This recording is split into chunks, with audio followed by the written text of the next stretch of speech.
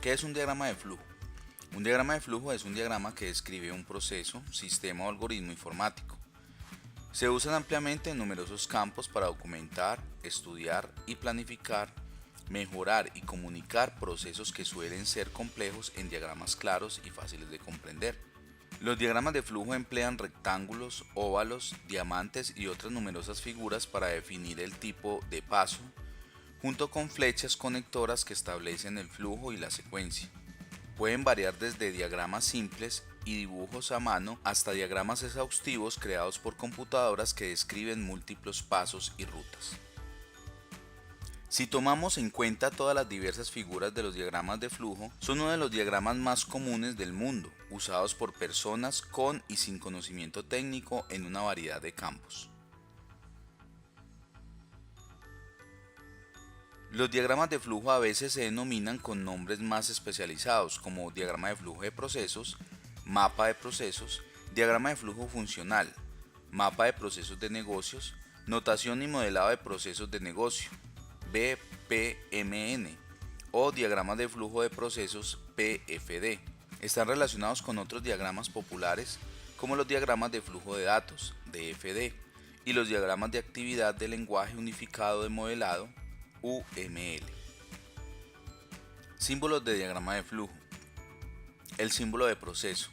Representa un proceso, acción o función. Es el símbolo más ampliamente usado en los diagramas de flujo. El símbolo de documento. Representa la entrada o salida de un documento. Ejemplos de entrada con recibir un informe, correo electrónico o pedido. Ejemplos de salida. Son generar una presentación, una carta o un memorando. Símbolo de decisión. Indica una pregunta que debe ser respondida. Habitualmente, sí, no, verdadero o falso. El camino del diagrama de flujo puede dividirse en distintas ramas dependiendo de la respuesta. El símbolo de conector conecta elementos separados de una página. Habitualmente se utiliza dentro de gráficos complejos. El conector fuera de página o el enlace fuera de página.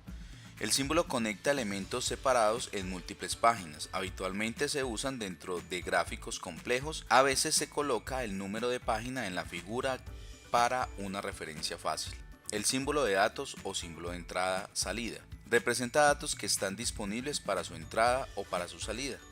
También puede representar recursos usados o generados. El símbolo de cinta de papel también representa entrada-salida, pero es obsoleto y ya no se utiliza. El símbolo de comentario o símbolo de nota. Añade una explicación o comentario necesario. Puede ser conectado por una línea discontinua a la sección correspondiente del diagrama de flujo. Símbolos de diagrama de flujo. El símbolo de datos almacenados representa datos albergados en un dispositivo de almacenamiento. El símbolo de unión en Y suma las entradas de varias rutas que convergen. El símbolo de terminador representa los puntos de inicio y finalización y los posibles resultados de una ruta.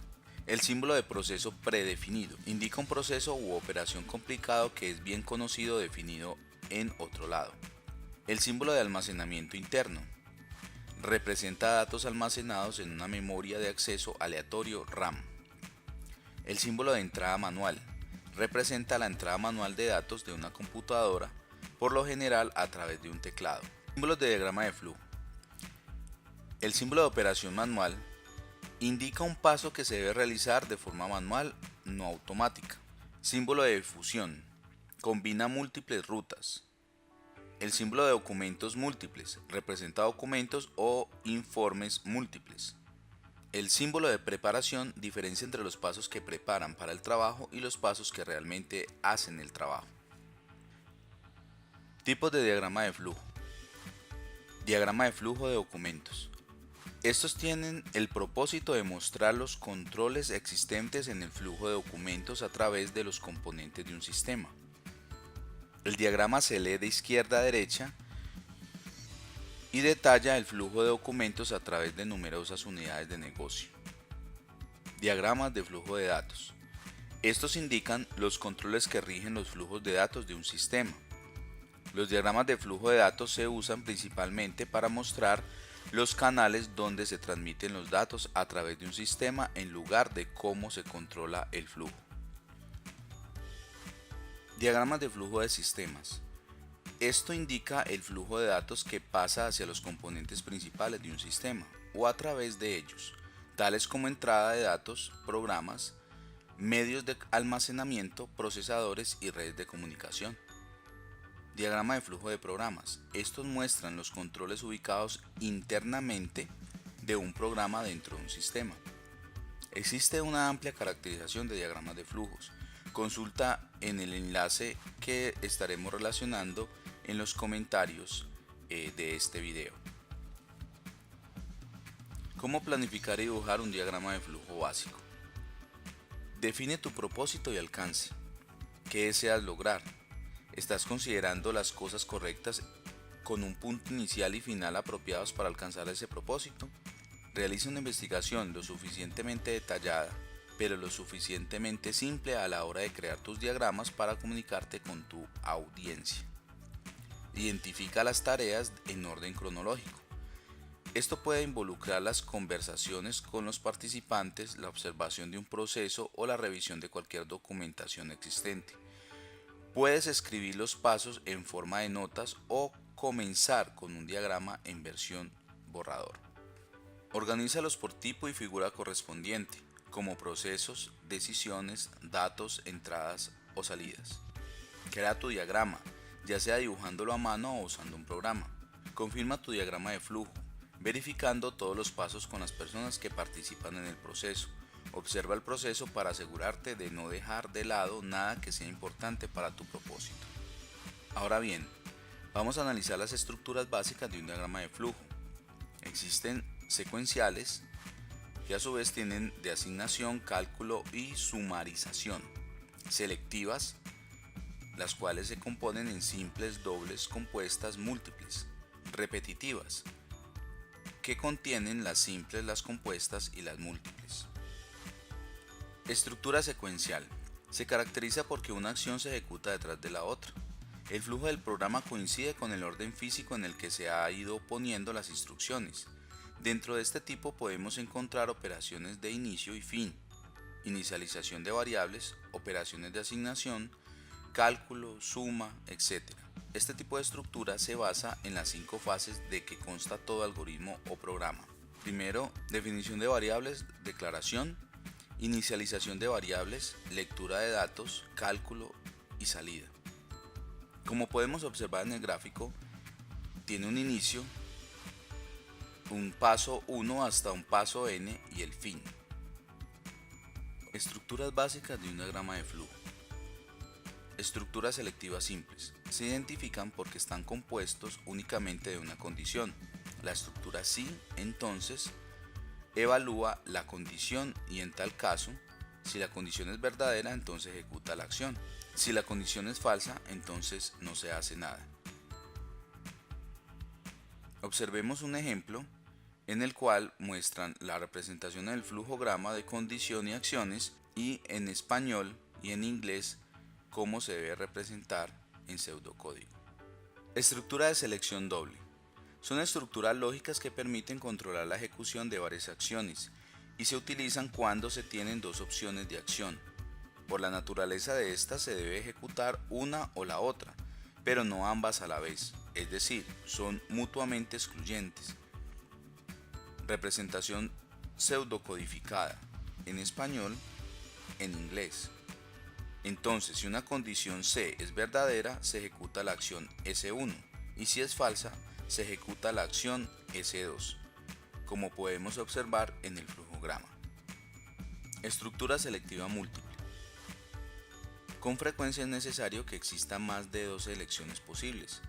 Este problema se podría resolver por estructuras selectivas simples o dobles, anidadas o en cascada, pero si el número de alternativas es grande puede plantear serios problemas de escritura y de legibilidad. Usando la estructura de decisión múltiple se evaluará una expresión que podrá tomar n valores distintos, 1, 2, 3, n, y según se elija uno de estos valores en la condición, se realizará una de las n acciones a lo que es igual. El flujo del algoritmo seguirá solo un determinado camino entre los n posibles. Esta estructura se representa por un selector. el cual si toma el valor 1 ejecutará la acción 1, si toma el valor 2 ejecutará la acción 2 y si toma el valor n realizará la acción n, como podemos observar en el diagrama de flujo. Estructuras repetitivas e iterativas. Son operaciones que se deben ejecutar un número repetido de veces. El conjunto de instrucciones que se ejecuta repetidamente cierto número de veces se llama ciclo, bucle o lazo. Iteración es cada una de las diferentes pasadas o ejecuciones de todas las instrucciones contenidas en un bucle. Entrada de datos e instrucciones previas. Lazo o bucle. Instrucciones finales o resto del proceso. Salida de resultado. Como podemos ver en el diagrama de flujo, tenemos el ejemplo de una suma. Bucle infinito. En el flujograma anterior, observa que la flecha que se regresa hacia arriba nos está indicando que hay que volver a evaluar la expresión. En este caso, como el bucle es infinito, no se tiene una condición para terminar y se estará haciendo siempre. En el siguiente ejemplo, ya se agregó una condición, la cual nos permite finalizar la ejecución del bucle en el caso de que la condición se cumpla. El bucle finalizará cuando cumpla la condición de que n sea igual a 0. Observemos el diagrama de flujo. Bucles repetitivos. A continuación se muestran 3 diseños de estructuras cíclicas. Las independientes son cuando los bucles se realizan uno primero hasta que se cumple la condición y solo en ese caso se entra al bucle B. En los ciclos anidados, al entrar a una estructura de repetición, dentro de ella se encuentra otra. La más interna se termina de realizar y se continúa con la más externa hasta que la condición se cumple. En los bucles cruzados, los cuales no son convenientes de utilizar, se tiene que iniciamos un bucle y no se ha terminado cuando empezamos el otro. Luego utilizamos estructuras GUTU o saltos para pasar al bucle externo y se quedan entrelazados. Esto puede ocasionar que el programa pierda el control de cuál proceso se está ejecutando y podamos obtener resultados erróneos. Veamos gráficamente el diseño de estas 3 formas cíclicas: independientes, anidados, cruzados. Diseño de la estructura en flujograma: estructura repetitiva simple, estructura repetitiva anidada y estructura repetitiva compuesta múltiple. Pasemos ahora a ver la definición de pseudocódigo. Antes de entrar de lleno en el establecimiento del significado del término pseudocódigo, se hace necesario que procedamos a determinar el origen etimológico de las 2 palabras que le dan forma. Pseudo deriva del griego, de pseudo, que puede traducirse como falso. Código, por su parte, emana del latín, en concreto de códices o códex, que se empleaba para referirse a los documentos o libros donde los romanos tenían escritas todas y cada una de sus leyes.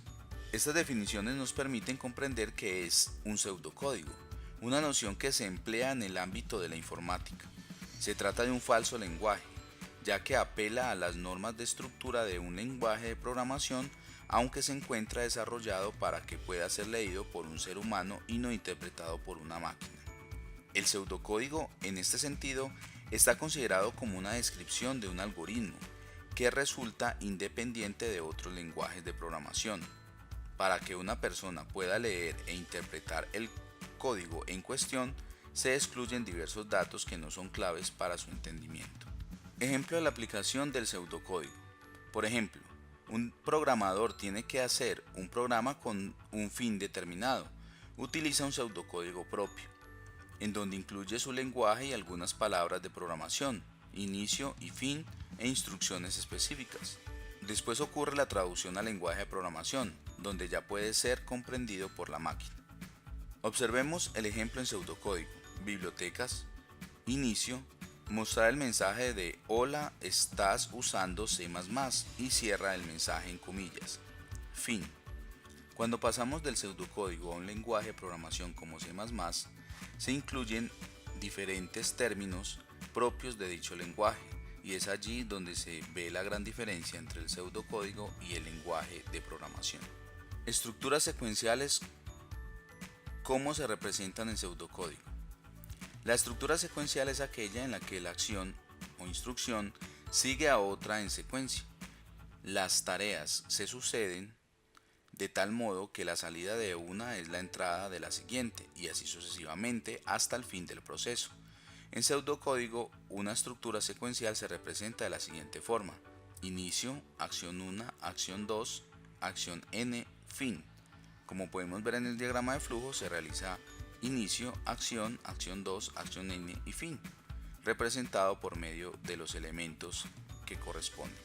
Observe el siguiente problema de tipo cotidiano y sus respectivos algoritmos representados en pseudocódigo y en diagrama de flujos. Ejemplo: realizar unas llamadas desde un teléfono fijo.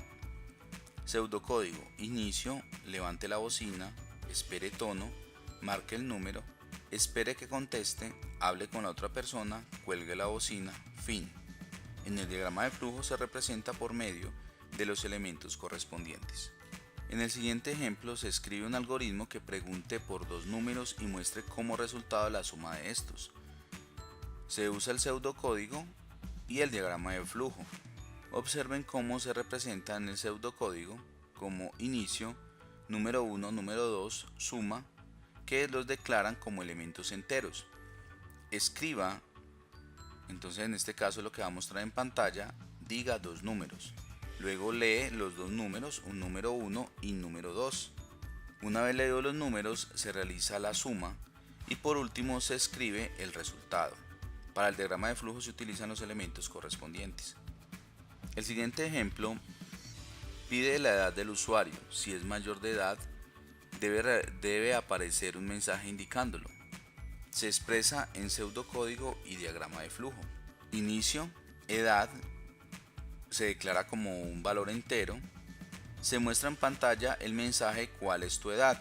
Se lee el dato ingresado por el usuario y entra a tomarse la decisión. En este caso dice que si es mayor de 18, entonces escriba en pantalla "Eres mayor de edad". Si no, que escriba "Fin del algoritmo". Como pueden observar en el diagrama de flujo, se utiliza una sentencia de decisión. Por último, realizaremos un ejemplo donde muestre los números de 1 en 1 hasta 10, usando una estructura para. En pseudocódigo se representa como inicio, contador, que va a ser un entero. Para contar de 1 hasta 10, escriba el contador y fin del para. En este caso, nos muestran el diagrama de flujo que va a realizar. Muestra que es un contador que va a contar de 1 hasta 10 y después de contar va a mostrar en pantalla el contador que va realizando. Esto quiere decir que contará de 1 en 1 y estará mostrando las opciones cada vez que pasa por el contador. En este caso sería en pantalla 2, 3, 4, 5 sucesivamente hasta llegar a 10. Cuando llega a 10 estaría llegando al fin. En el próximo video estaremos explorando otros ejercicios que nos permitan comprender a fondo el pseudocódigo y los diagramas de flujo. Pero esta vez estaremos utilizando un programa llamado PSIN. Mostraremos cómo se realiza la instalación y cómo trabajamos el pseudocódigo y los algoritmos para realizar unos ejercicios básicos. Espero que este video haya sido útil en el proceso de formación que están realizando actualmente. Dale me gusta y compártelo.